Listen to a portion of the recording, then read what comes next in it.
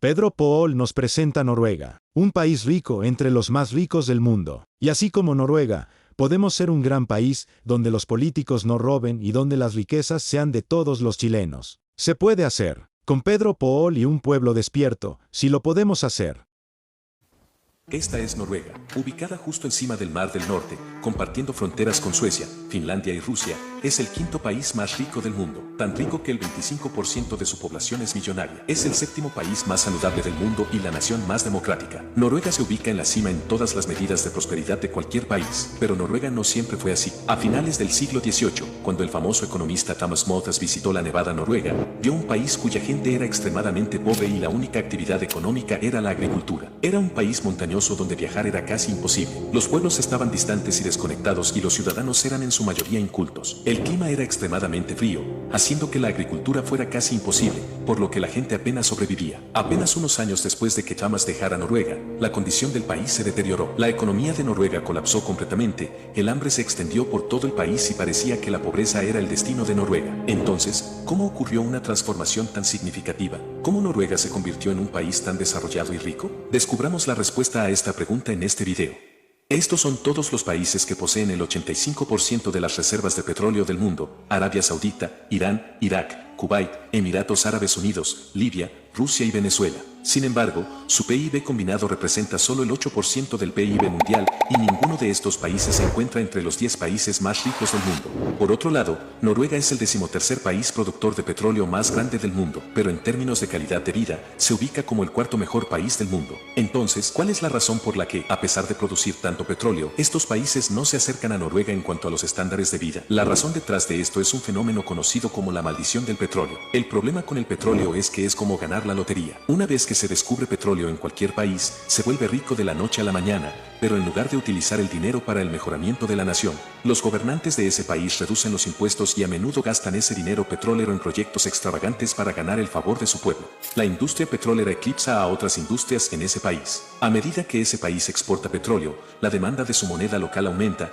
lo que facilita a sus ciudadanos comprar bienes importados, y como resultado, las industrias locales de ese país comienzan a sufrir. A medida que las empresas locales comienzan a cerrar, el desempleo comienza a aumentar en el país. El dinero termina en manos de unos pocos individuos y el resentimiento comienza a acumularse entre la gente común. Y esta frustración conduce a protestas y eventualmente a revueltas. Esto es exactamente lo que sucedió en Libia y Venezuela. Pero ¿por qué la maldición del petróleo no afectó a Noruega? Bueno, debido a su excelente ubicación portuaria, la economía entera de Noruega dependía en gran medida del comercio marítimo a principios del siglo XIX. Noruega exportaba madera, pescado y varios minerales a países europeos y asiáticos a través de embarcaciones marítimas. A principios del siglo XIX, Noruega tenía la cuarta flota marítima más grande del mundo, lo que le permitía controlar aproximadamente el 30% del comercio marítimo en el Mar del Norte. Junto con esto, el paso más significativo que dio Noruega fue establecer un sistema parlamentario. Su propósito fundamental era prevenir que el poder político y el dinero cayeran en manos de un solo individuo o partido. Noruega también recibió otro favor de la naturaleza,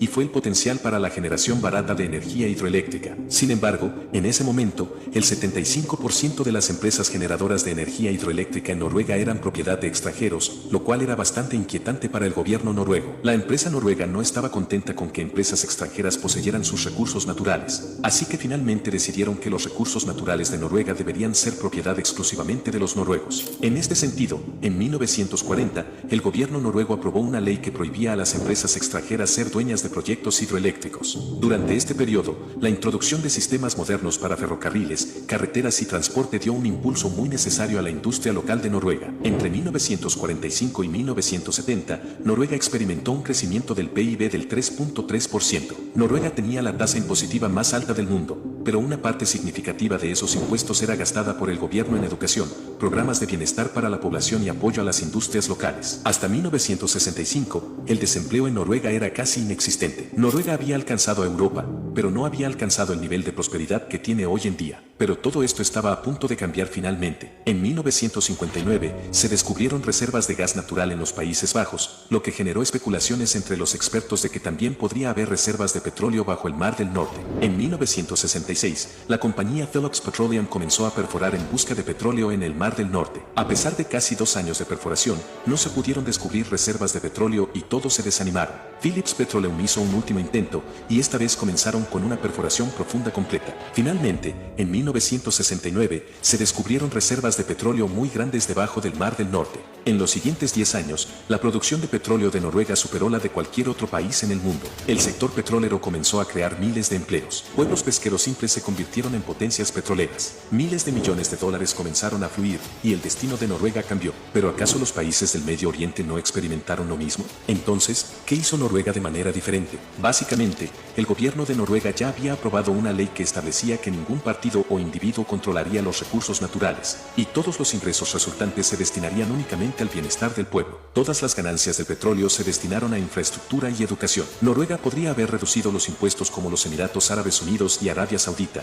pero en lugar de hacerlo, continuó recaudando impuestos y los reinvertía en el pueblo. En segundo lugar, para promover otros sectores del país, el gobierno noruego estableció un fondo de pensiones en 1990. Su único propósito era invertir en empresas fuera del sector petrolero dentro de Noruega. El mayor beneficio de esto fue que otras industrias locales en Noruega comenzaron a florecer. Como resultado, el desempleo disminuyó aún más y la dependencia de Noruega del sector petrolero disminuyó. Noruega también se convirtió en el principal exportador de madera, papel, metales y otros minerales, y finalmente se convirtió en uno de los países más desarrollados del mundo. Los recursos naturales que posee Noruega están disponibles para muchos otros países hoy en día, pero no pueden replicar el éxito de Noruega. ¿Por qué es eso? La diferencia radica en una democracia real, planificación a largo plazo y una preocupación genuina por su pueblo. Si hablamos de América del Sur, está bendecida con muchos más recursos que Noruega, pero debido a la inestabilidad política, la planificación a corto plazo y la corrupción, este continente rico en recursos ha fracasado en aprovechar su verdadero potencial. Ya es hora de que la gente de América del Sur comprenda el potencial de sus países. Deberían aprovechar al máximo la geografía casi perfecta que Dios les ha otorgado y hacer de América del Sur uno de los continentes más grandes del mundo. Si te gustó este video,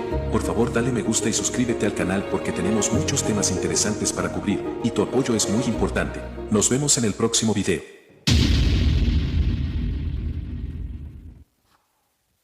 Interesante, ¿eh? ¿Y por qué les puse este video? Que normalmente no ponemos videos tan largos. Porque es lo que hay que hacer. Es exactamente lo que hay que hacer. Ahora, ojo, que el tema petrolero para Noruega fue una bendición, sin duda alguna, pero el mismo efecto pasó con los holandeses, con mis primos, porque mis parientes vienen de allá de Holanda. El problema es que los hueones metieron la plata de los dólares del petróleo a la economía holandesa.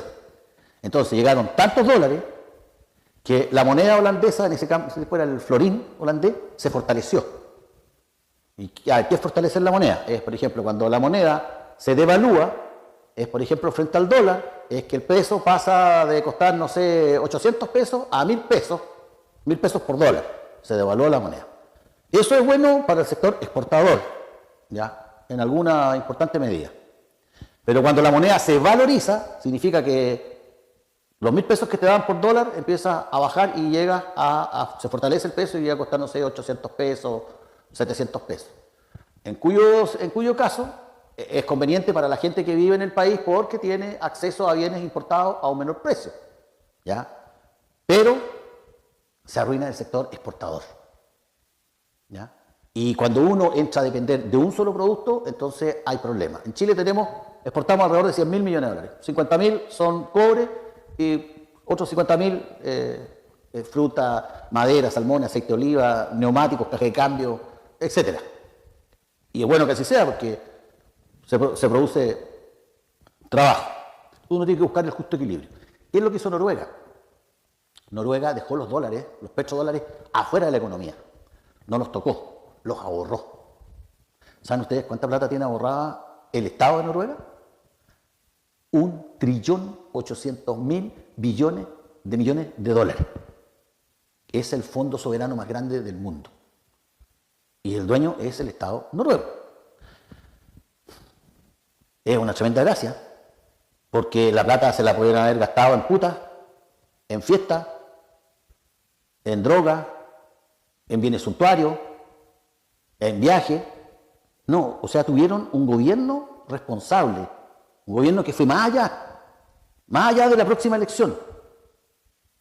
Por eso que es importante tener políticos con responsables, ¿ya? Que no le vendan el alma al diablo por 10 votos por la próxima elección. No es fácil, en todo caso, en estas democracias que tenemos, ¿ya? Y lo importante de la honestidad de esa clase política y del compromiso de esa clase política con el país y con el futuro del país, ¿ya?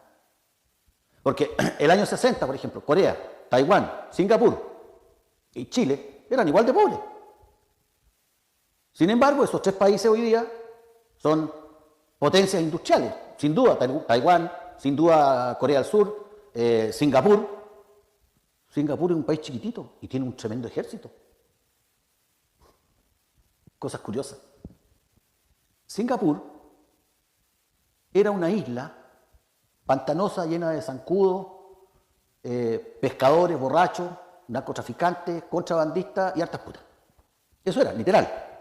Tanto así que a los ingleses cuando se lo ofrecieron dijeron, no, ¿para qué queremos hueá? Pues ahí quedó Singapur tirado.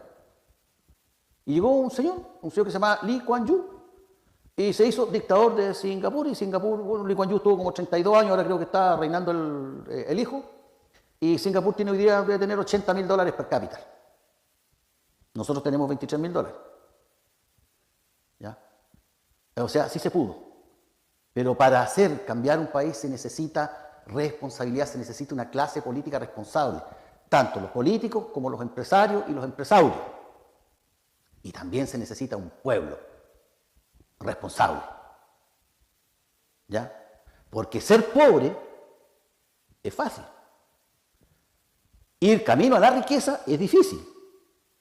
Llegar a ser rico y mantenerse rico es más complicado. Después, mantenerse rico, proyectarse para más rico, para que te reconcha más complicado. Y al final, si uno suma y toda la weá, casi no vale la pena. Y se lo digo por experiencia. No queda tiempo para ni una weá.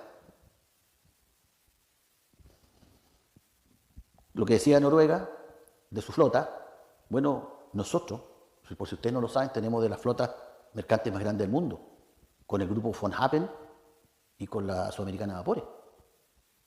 ¿Sí? Nosotros tenemos una flota importante, no, la flota nuestra no es pichiruchi. Y además tenemos 5.000 kilómetros de costa. O sea, tenemos uno que otro pescado y uno que otro marisco. Y hoy día se está viendo la ley justamente de pesca, la famosa ley Longueira, donde se los coimearon a todos. Ahí está el tarifado de lo que valen estos hueones, los políticos. Algunos eran re baratos, algunos por 5 millones de pesos, hueón. Hasta un mamón te hacían. Ya me salió lo ordinario.